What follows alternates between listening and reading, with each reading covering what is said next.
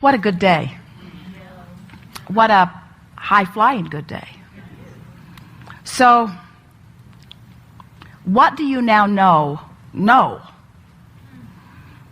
that you didn't know a few hours ago? Because we believe that in the beginning of this day that you knew that this is a vibrational universe, conceptually. And we believe that you knew that you are the creator of your own reality, conceptually. And we believe that you knew that contrast was providing the specific details of your desire, and that when we asked that opening question, do you know what you want, that question formulated in every one of you an image of something that you want. But these are the new things that have happened today, and this is the new resonance that you have found as a result of this conversation. It's easier than you had ever imagined. And there is a natural momentum that will take you to everything that you want.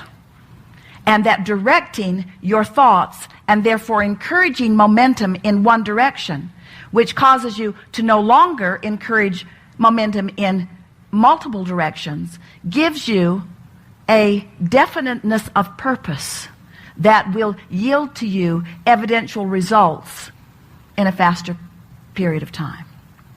So what we're reaching for, what we really want you to hear as a result of everything that we've talked about here today, is that it is easier than you have been letting it be, and that there is a momentum that will carry you, that you can begin to direct with more determination. We want you to let your effort factor be only about choosing that high-flying disc, and then just for a little while watching what comes as a result of that. But the significant thing that we can feel that has happened within you here is that you are now accepting that your point of attraction is a pliable thing, and that the earlier in the day that you identify it and accomplish it, then the more evidence of having done that will show itself to you. It is our desire that you will, for the next 30 days, make a decision that your first question to yourself when you find yourself conscious in the morning is, am I on my high-flying disc? Am I on my high-flying disc? What thoughts could I think that would put me there? And then as you're moving through the day, if the next important question that comes to you is, I can feel myself slipping from my high-flying disc. I have 17 seconds to do something about it. Can I stop this slight momentum in this 17 seconds? And then see yourself do it. The next thing that we think you've gathered from this conversation is the understanding of laying new pipes. That you stand as the receiver of whatever is in the pipeline that you have carved out. And that every thought you think that feels uncomfortable when you think it is literally carving out a pathway to unwanted things. Unwanted when you get there, and unwanted on your way to getting there.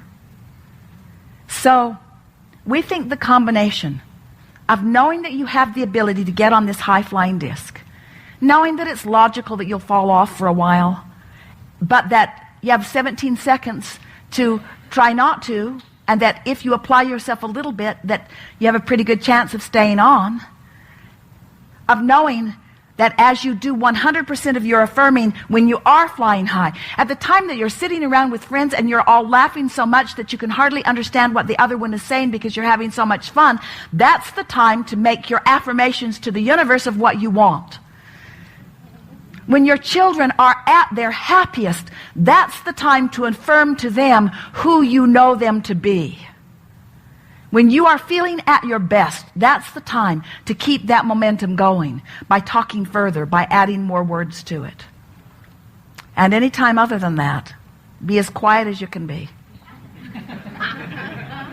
Let no teaching moments ever come from anything less than your high-flying disc.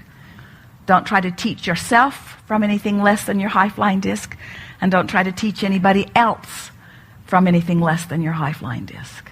And then finally, the most significant of all of that, we want you to be easy with yourselves about it, and to say anytime you are aware that you have slipped and that you are not on your high-flying disc, oh good, I embrace this clarifying moment.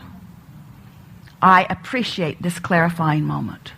Because what you're going to discover is you can have this lovely dance, mostly on the high-flying disc, but even on the high-flying disc, there are going to be more things that you're asking for.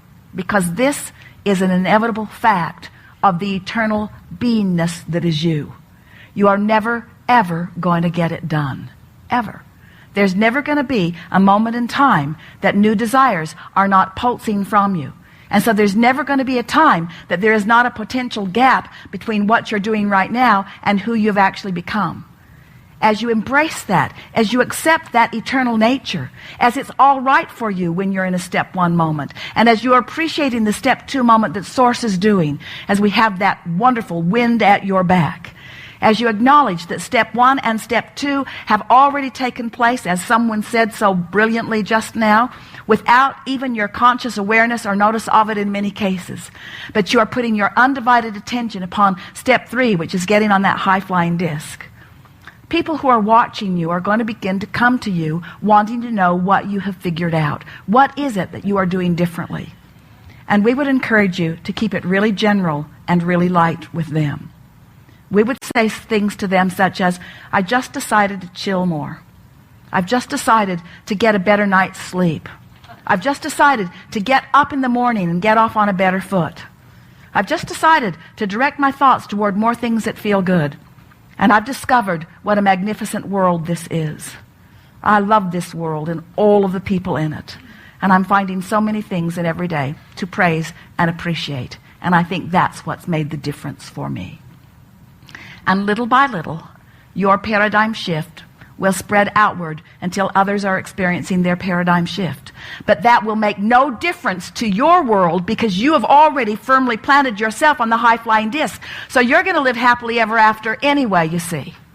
But once you have firmly implanted yourself on that high-flying disc and others are observing you and you're wisely explaining what you're doing, simply stating it, more and more and more of this magnificent world will join all of us on that high-flying disc. And what could be fun, more fun, than having more fun? There isn't anything that's broken. And anyone that's not on the high-flying disc, even if it's you, nothing's gone wrong with that. It's all part of the clarifying process. So we don't want to leave you in this place of judgment or evaluation about you or anyone else and what disc they're on. But we do think it's nice to have a preference that you understand that you have some measure of control about. And we believe that in this moment you do. Tomorrow morning when you wake up, you may not remember very much of this. But after 2 or 3 days of doing the one simple thing of reaching for that high-flying disc, your own personal life is going to demonstrate for you over and over and over again all of the components of what we talked about here today.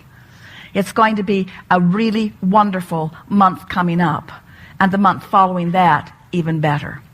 Because once the manifestations start rolling in response to the new pipes that you have laid, then it becomes even more fun because the manifestations reinforce what you know. The better it gets, the better it gets. So we leave you with one last encouragement. Don't flaunt any of this to anyone. Just be the happy person that you are and let law of attraction rendezvous you with those who get that, who understand that. We promise you, you didn't come to figure this out so that you could take others who don't understand it to a place of understanding it. Just for a month, you understand it. Later on, when you're really stable, when there's no chance of wherever they are moving you from where you are, then you can have your teaching moments. One last thing. You're really going to like this. The only moment that is an effective teaching moment is when you are on the high-flying disc, and so is your student. We've enjoyed this interaction more than words can convey. There is great love here for you, and as always, we remain stubbornly, joyously, eternally, infinitely, deliberately in the vortex. If you can linger without a name, without a face, without a gender, without your pain, without your disease, without all the relationships you have, without your past or your predictable future, it makes sense then that the longer you linger in the unknown, where all possibilities exist, by very theory, the more you would create new possibilities in your life. So then, just like in the quantum physics experiments, where they were observing the electron, and the electron went from a cloud of possibilities, the wave function, and it collapsed into a particle, all of a sudden, when they turned their back and no longer looked or observed the electron, it turned into possibility. It's possible then that when you disconnect from everything known in your life, and you're no longer observing your life from the same level of mind, that your life can turn into possibilities, just like the electron turns into possibilities. Now, getting to the present moment is the work. The moment you start noticing that your attention is going to memories of the past that are connected to certain emotions in your meditation, that's the habit of how you've been thinking up until this point. And you have to break that habit, which means that you have to return your attention back into the present moment and unfold as an awareness back into possibility. And every time you do that, that's a victory. When you start to notice that you want to get up and quit, and you settle it back down into the present moment and you unfold back into possibilities, that means then you're telling your body that it's no longer the mind, and you're executing a will that's greater than the program. And if you keep doing that over and over again, the body will begin to surrender into the present moment, just like training an animal. Once it finally can surrender into the present moment, if where you place your attention is where you place your energy, and all of your attention and energy is in the present moment, you have a lot of energy to do amazing things. So then, all those possibilities that exist in the quantum field exist as electromagnetic possibilities. They exist as frequencies that you have to begin to connect to. So then, what are the ingredients that allow us to tune into those potentials that already exist in the quantum field? Well, it requires two things. A coherent brain, that is a clear intention, and an elevated, heartfelt emotion. That is what begins to open our hearts and creates coherence in our heart. So then if you are disintegrated in your brain, and that you have incoherence in your brain, and you haven't trained your heart to begin to become more orderly and produce a powerful magnetic signature, then you can't read information or broadcast frequencies into the field. In a sense, then, you're on the wrong radio station, and the more coherent your brain is, the more coherent your heart is, the more you can tune into those potentials. Now let's demystify the process. So many people spend their entire life creating in lack. They see something that they want, like a new car or a new wardrobe, and they notice that they don't have it. And when they notice that they don't have it, they experience separation or lack. So what they start to do is they start thinking about having that car. They close their eyes, and in a period of time, they start seeing themselves actually driving the car. But when they open their eyes and they realize that the car hasn't manifested, they start experiencing more lack. So then they try harder to get it. And how do they try? They force, they wish, they control, because they're matter trying to change matter. Once you begin to open your heart, once energy makes it to this center right here, this is our connection to the unified field. This is the center we create from. This is the center of wholeness or oneness. This is where our divinity begins. This is the union of polarity, or the union of opposites. And once energy makes it to this center, all of a sudden, like dropping pebble after pebble after pebble into water, it begins to create a resonant magnetic field. And that field can be up to 3 meters wide. Now you're starting to open up and become more energy and less matter, more wave and less particle. And now once energy makes it here, that energy can carry information or a thought or intention, and you can begin to lay the thought on that energy because that energy is consistent with your healing. That energy is consistent with your new dream. The energy is consistent with your new job or your new relationship. That energy can carry the thought of your dreams. The energy of suffering can't carry the thought of your wealth because it's not consistent with that energy. So then when you begin to open your heart and you raise your energy and you begin to lay the thought on it, think of the thought as the electrical charge in the quantum field, and think of the feeling as the magnetic charge in the quantum field. And how you think and how you feel begins to broadcast new energy and new information into the field. And for whatever you broadcast into the field is your experiment with destiny. So then when you get really good at creating brain coherence and heart coherence, and you know how to elevate your emotional state, and you begin to feel the emotion of your future before it's made manifest, then you're no longer living in lack. You feel like your dream has already happened. So then when there's a vibrational match between your energy and a potential that already exists in the quantum field, now you no longer have to go anywhere to get your dreams. Now you are connected to that field of information that's connected to everything material. And when there's a vibrational match between your energy and that potential, now all of a sudden you'll begin to collapse time and space, and you'll begin to draw the experience to you. And now you no longer have to go anywhere to get it. You are the vortex to your creation. So think of it like this. The thought sends the signal out, and the feeling draws the event back to you. So if you're intending on having a future, and you're waiting for the experience to happen so you can feel the emotions of your wealth or of your freedom, of your new relationship, then you're sending the thought out, but you're not drawing the experience back to you. So here's a great example. The HeartMath Institute did a novel study where they took a group of people that were expert prayers, and they set 3 vials of DNA in front of them.